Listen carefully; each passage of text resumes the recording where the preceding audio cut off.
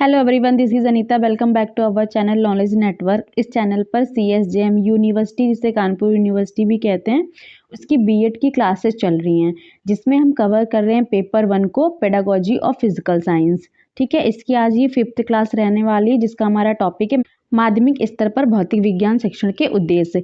इससे पहले के क्लासेस में हमने कवर किया था भौतिक विज्ञान शिक्षण के उद्देश्य। अगर आप चाहें तो उससे भी लिख सकते हैं। इस सब्जेक्ट की पिछली क्लासेस देखने के लिए क्लास का जो लिंक है वो आपको वीडियो को डिस्क्रिप्शन बॉक्स में मिल जाएगा। अगर आप हमारे नोट्स परचेज करना चाहते हैं तो उसकी डिटेल भी आपको डिस्क्रिप्शन बॉक्स में मिल जाएगी।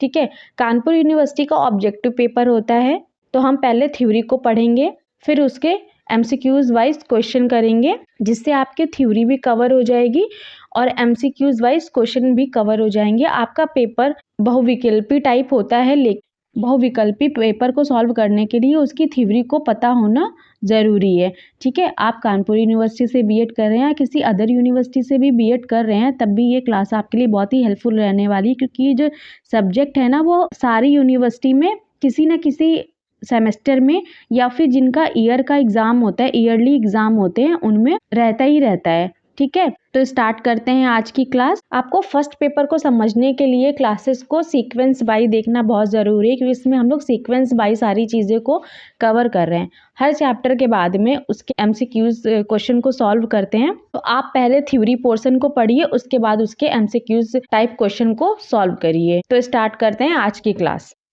माध्यमिक स्तर पर भौतिक विज्ञान शिक्षण के उद्देश्य एवं लक्ष्य। Aim and objective of teaching physical science at secondary level. तो हमें सेकेंडरी लेवल पर एम्स और ऑब्जेक्टिव को देखना है। माध्यमिक स्तर पर विज्ञान को ऐसे पढ़ाना है कि बालकों में विज्ञान के प्रति रुचि उत्पन्न हो सके, वैज्ञानिक दृष्टिकोण उत्पन्न हो सके, रचनात्मक सोच उत्पन्न हो सके और उनमें समस्या समाधान कौशल का विकास हो सके, जिससे वो उनके आसपास जो भी घटनाएं घटित हो रही हैं, प्रकृति में जो भी घटनाएं घटित हो रही हैं, उन्हें वो समझ सकें कि ये घटनाएं क्यों घटित हो रही हैं और इनके पीछे क्या कारण होता है। जैसे जलवायु परिवर्तन हो गया, वर्ष के मौसम हो गए, बारिश का होना हो गया और पानी से बर्फ का बनना हो गया। ठीक है, तो हमें इन सब की समझ उत्पन्न करने से बालकों का बौद्धिक विकास होगा और वो समाज के लिए उपयोगी बनेंगे।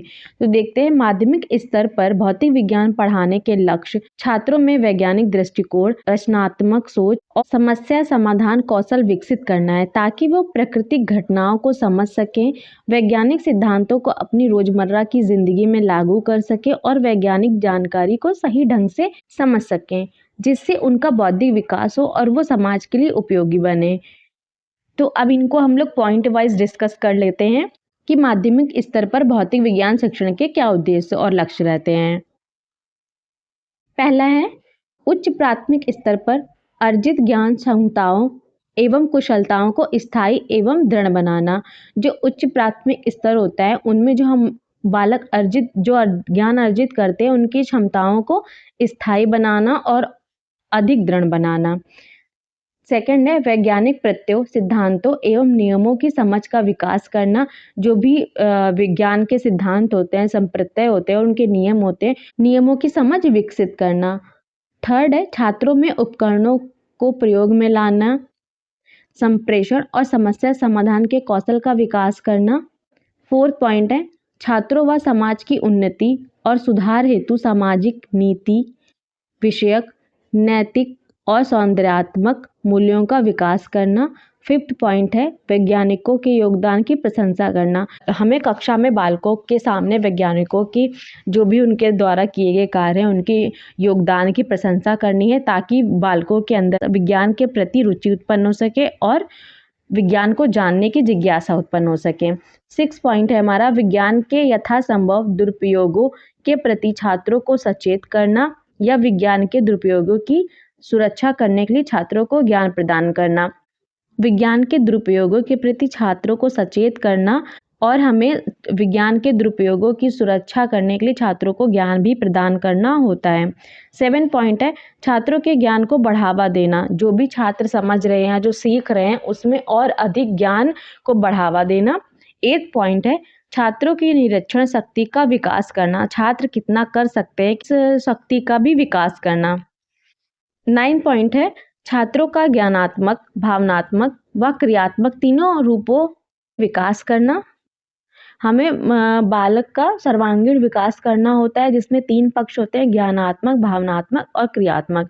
हमें यह ध्यान में रखना चाहिए कि बालक को हमें ऐसे सिखाना है, ऐसे कार्य कराना है जिससे इन तीनों पक्षों का सर्वांगीण विकास हो सके। 10th पॉइंट है छात्रों में वैज्ञानिक दृष्टिकोण पैदा करना। 11 पॉइंट है छात्रों को वैज्ञानिक खोज से परिचित कराना। जो भी वैज्ञानिकों ने खोजा है, छात्रों को उन सभी खोजों से छात्र को परिचित कराना। 12th पॉइंट है हमारा छात्रों को विज्ञान के प्रकृति व संरचना से परिचित कराना। 13 पॉइंट है छात्रों को मानवीय विकास में विज्ञान की भूमिका बताना। 14 पॉइंट है छात्रों को विज्ञान के नियमों व सिद्धांतों के प्रयोग को सिखाना। तो हमें कक्षा में जो भी विज्ञान के नियम होते हैं व सिद्धांत होते हैं, उन्हें कैसे प्रयोग करना है, ये सब सिखाना होता है, जिससे वो विज्ञान को और बेहतर से समझ सके और उनका प्रयोग कर सके। छात्रों में समस्या समाधान कौशल का विकास करना। छात्रों को अपसारी चिंतन के लिए प्रेरित करना। 17 पॉइंट है हमारा छात्रों को क्रियात्मक रूप से सक्रिय बनाना, बच्चों को एक्टिव रखना करके सीखने के प्रति। 18 पॉइंट है छात्रों को स्वयं उपकरणों का निर्माण करने के लिए प्रेरित करना।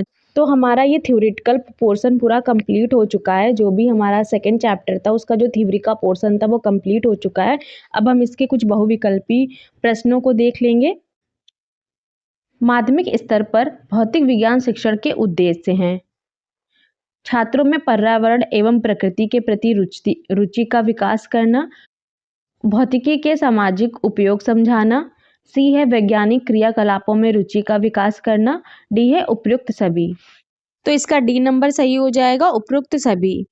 सेकंड पॉइंट है हमारा शिक्षा उद्देश्य कितने भागों में बांटा गया है? तो 3 भागों में बांटा गया है: ज्ञानात्मक उद्देश्य, भावनात्मक उद्देश्य और मनोशारीरिक उद्देश्य। इन तीनों उद्देश्यों के बारे में हम आगे चलकर पढ़ेंगे। थर्ड क्वेश्चन है हमारे में सामान्य उद्देश्य नहीं है: विद्यार्थी के जीवन में व्यवहारिक परिवर्तन करना, परिस्थिति के अनुसार शिक्षा पद्धति में परिवर्तन करना, ठोस द्रव और गैस की प्रकृति का अध्ययन करना, बालक की तर्क शक्ति का विकास करना। तो सी नंबर हमारा राइट आंसर हो जाएगा, क्योंकि ये सामान्य उद्देश्य नहीं है, ये ठोस द्रव और गैस की प्रकृति का अध्ययन करना।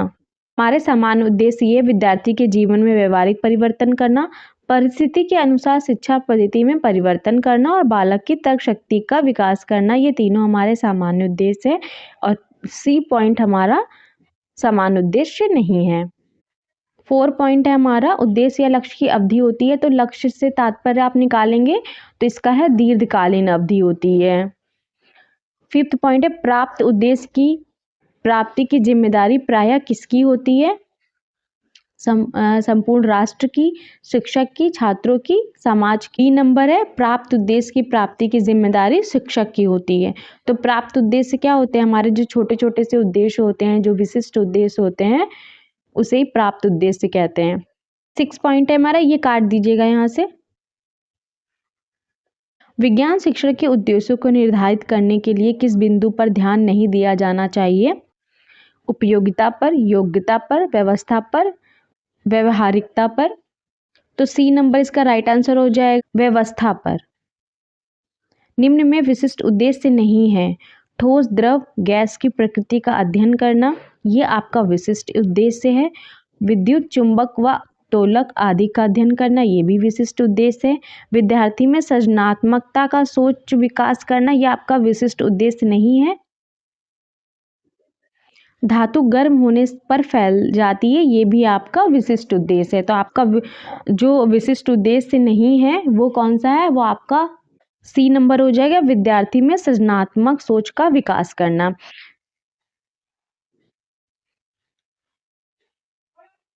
8 पॉइंट है हमारा उद्देश्य या लक्ष्य का स्रोत नहीं है: समाजशास्त्र, दर्शन शास्त्र, संपूर्ण शिक्षा शास्त्र, मनोविज्ञान। तो लक्ष्य या उद्देश्य, लक्ष्य किससे विकसित होता है? जब हम सोच विचार करते हैं। तो ये हमारा दर्शन शास्त्र का स्रोत है, ये मनोविज्ञान का स्रोत नहीं है। 9 पॉइंट है निम्न में से किसका मापन और मूल्यांकन संभव नहीं? तो लक्ष्य का हमारा मापन और मूल्यांकन संभव नहीं होता है। तो ए नंबर राइट आंसर हो जाएगा। जो विशिष्ट उद्देश्य होते हैं वो भी छोटे छोटे उद्देश्य होते हैं, उन्हें प्राप्त उद्देश्य भी कहा जाता है। तो ये दोनों एक ही होता है। ए नंबर हमारा राइट आंसर हो जाएगा। 10th नंबर है प्राप्त उद्देश्य का क्षेत्र होता है। तो प्राप्त उद्देश्य का क्षेत्र संकुचित होता है, क्योंकि लक्ष्य का जो क्षेत्र होता है वो व्यापक होता है, और जो सीमित होता है ये भी हमारा प्राप्त उद्देश्य या विशिष्ट उद्देश्य का ही क्षेत्र होता है। तो हमारा डी नंबर राइट आंसर हो जाएगा, ए और सी।